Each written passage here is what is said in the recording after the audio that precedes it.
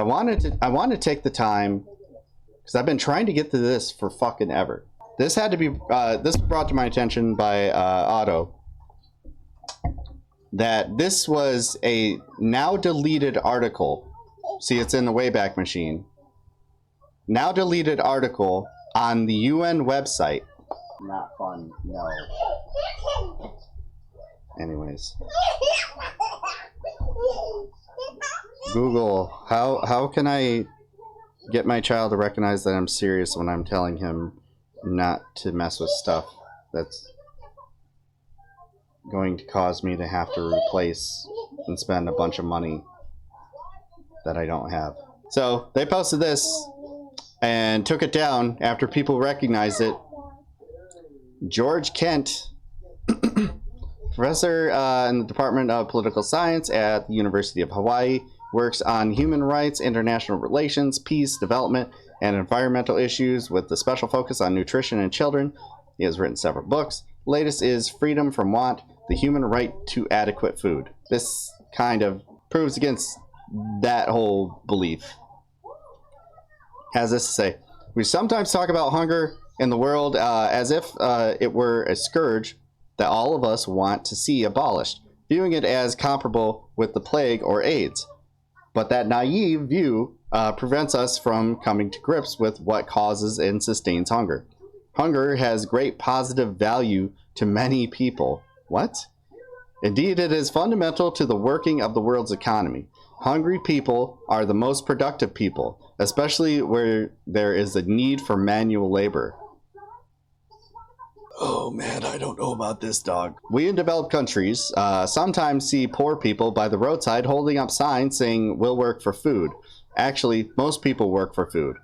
It is mainly because people need food to survive that they work so hard, either in producing food for themselves in subsistence level production, or by selling their services to others in exchange for money. This is the UN. This is an article on the United Nations. I cannot repeat that enough. This got removed from the United Nations website because people saw it and read it and were like,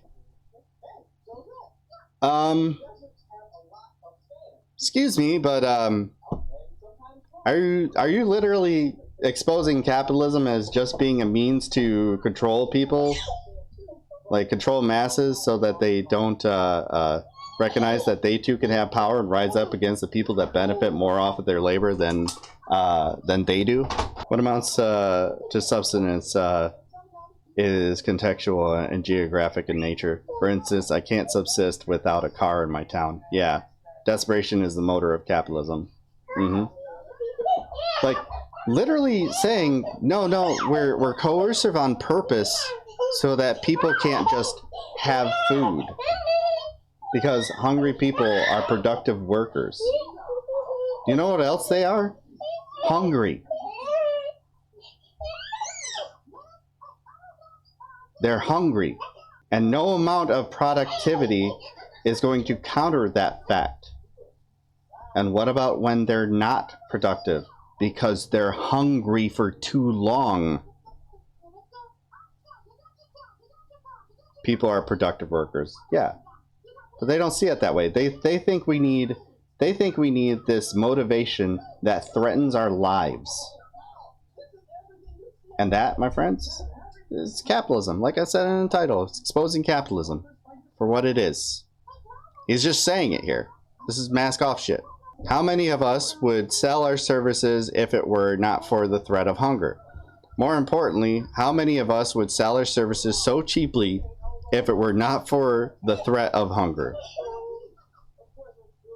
When we sell our services cheaply, we enrich others, those who own factories, the machines, and the lands, and ultimately own the people who work for them. For those who depend on the availability of cheap labor, hunger is the foundation of their wealth. So that's a bad thing, and you're kind of trying to classify this as a good thing, but The conventional thinking is that hunger is caused by low-paying jobs.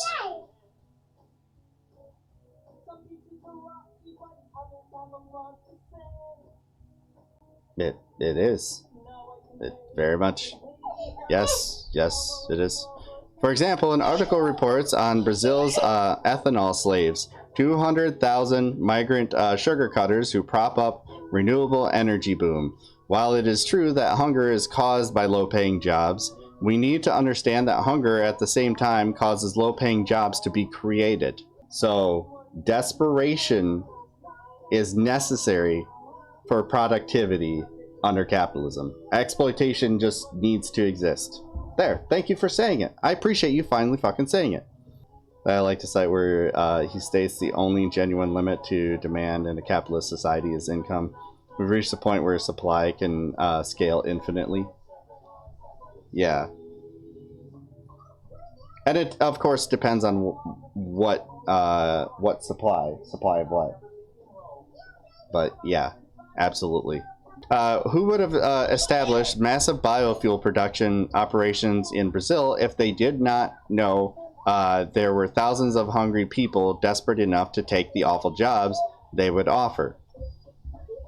Who would build any sort of factory if they did not know that many people would be available to take the jobs at low pay rates? Like, this is kind of like justifying the middleman, justifying, it's the middleman justifying the problem. Saying the problem has to exist so that the middleman can benefit. The Fed ratcheting up interest rates to drive down demand is proof of that. Absolutely. So long as there's enough workers to do the work as well. But yeah, income is the only limit in a wealthy country. Yep. Right-wingers hate it when you use the term financial barrier because they don't understand that, like, earning money is not just something that just happens. It's not something that just, like, you work hard, therefore you have passed that barrier.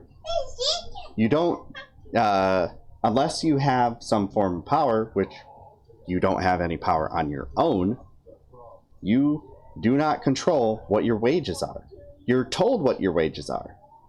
And a lot of people realize that during the pandemic. And that's why you're seeing these massive union pushes. Because they're like, hold up a second. I'm just being told how much I'm going to get paid. A lot of people were back on the job finding market for the first time in a long time after either the business they worked for closed or the business they worked for fired them and replaced them later with workers who were much cheaper and much more desperate. And they sit around and they go, wait a minute. That's not how that's supposed to work. I worked there. I was getting paid well. I got paid more than this when I became entry level. Why are you hiring these people for less and then telling me to go get fucked? All of a sudden, this belief that you personally alone in your libertarian bubble mind have control over everything in your situation gets exposed for what it is. False. You don't control, you on your own do not control how much you're paid. You don't have any agency of what you're paid. You're told what you're paid, and you accept it. And it used to be when it was more beneficial to them to offer you more money at that time, keep you in there, that you were being offered money that was much more reasonable and you could live off, and you're like, yay, cool, I'll take that job for that. That's great. And now you start seeing people doing the same exact fucking job, same exact education as you had, having less available to them, with that money also equaling less. And they're just like, wait a minute, just refuse. Use your power to negotiate your wages. And they're like, I tried that, which is why I'm desperate and now forced into taking this job for less money. A lot of people realize that. You have no power on your own as a singular worker. The only way you have power is if you unionize. Wife has watched New People get hired into the library system, making more than she has at her pay step. That's another thing. That's another thing that happens because there's been this recognition that, you know, people need to get paid more, and there is this recognition. She's in the union. The library just decided to ratchet up pay to attract people, and I would get with their union and be like, "Hey, these people are getting paid way more than me, entry level. You need to do something about that." Personality tests. First of all, why the fuck do you have to do personality tests? What does that have to do with your ability to do end job? Nothing. She's working on it with her HR. They need to put her at the last step if they're hiring people at the rate one step above her, and she's been with this system for 4 years. I mean, and at the same time, like, workers just should be paid more. Always remember that telling how they tell you to not discuss your pay with your coworkers is a tactic to it's a union busting tactic. It's to get you to not realize how much you're getting f***ed over. You'll think it's unfair until you get passed up for a promotion. Yeah, exactly. Who would build any sort of factory if they did not know that many people would be available to take the jobs at low pay rates? Yeah, that sounds pretty coercive there. Much of the hunger literature talks about how it is important to assure that people are well fed so that they can be more productive. That is nonsense. No one works harder than hungry people. Yes, people who are well nourished have greater capacity for productive physical activity, but well nourished people are far less willing to do that work. You're not helping the cause here to make capitalism look like a fucking death cult. Like, you might as well write it out that sick people work hard. Sick people who can't afford healthcare work harder than non-sick people. So you just fucking release a virus in there, which I guess is why people think that people on the left fall into that pipeline of believing that the fucking COVID virus isn't real. It's a pandemic, but also communism. The non-governmental organization Free the Slaves defines slaves as people who are not allowed to walk away from their jobs.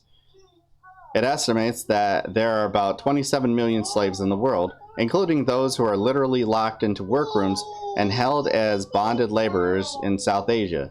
However, they do not include people who might be described as slaves to hunger. That is, those who are free to walk away from their jobs but have nothing better to go to. Maybe most people who work are slaves to hunger. Yes. Yes, that is the most sensible thing that you've said this entire time. Communism is when I can't eat my tendies inside Applebee's. Right. For those of us at the high end of the social ladder, ending hunger globally would be a disaster. Oh shit. He just said it. He just fucking... He said it. He admitted it.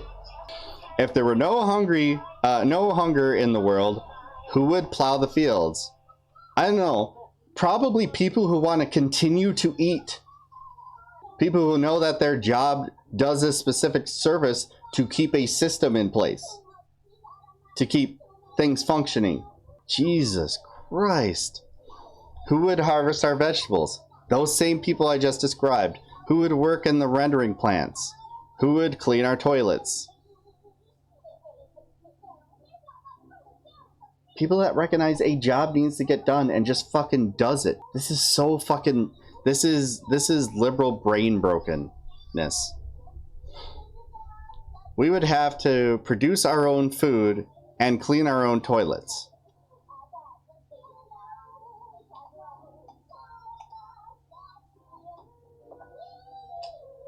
Bummer.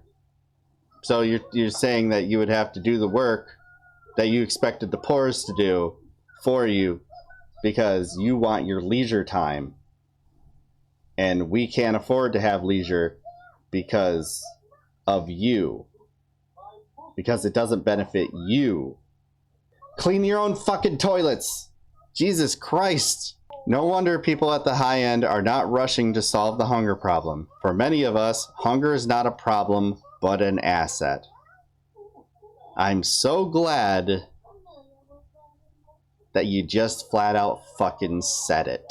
Well, there we have it, folks. Guess what? It's on the United Nations website. They took it down because it exposed everything. They're like, hey, this is too honest. This is too honest. This is the stuff we talk about, you know, not on the record. We don't want the poors to hear this. The poors hear this, they might be on to our game here, and we don't want that because then they'll stop working for us. They'll recognize that this whole system that is used to keep them down and keep us up actually doesn't benefit them, and that there's alternatives that are far much better and far more equal to belong to. I've been wanting to get to that story for a while, and man, oh man, is that, if that isn't exactly the reason why someone who grew up a liberal wound up being a socialist. The reason why more and more millennials are turning against capitalism. If that doesn't just flat out say it. And the fact that they removed it proves that, well, it's not wrong, but we don't want the plebs to know it. Because if it were misinformation, they would release something saying it was misinformation, but instead they just quietly removed it from the website, didn't they? Our buddy Otto found that. I still am not sure how he found it. Let me go back to his message on it. UN either posted an article saying people should starve, or joking about how starvation creates labor. Either way, it seemed weirdly inappropriate, and they've since deleted it.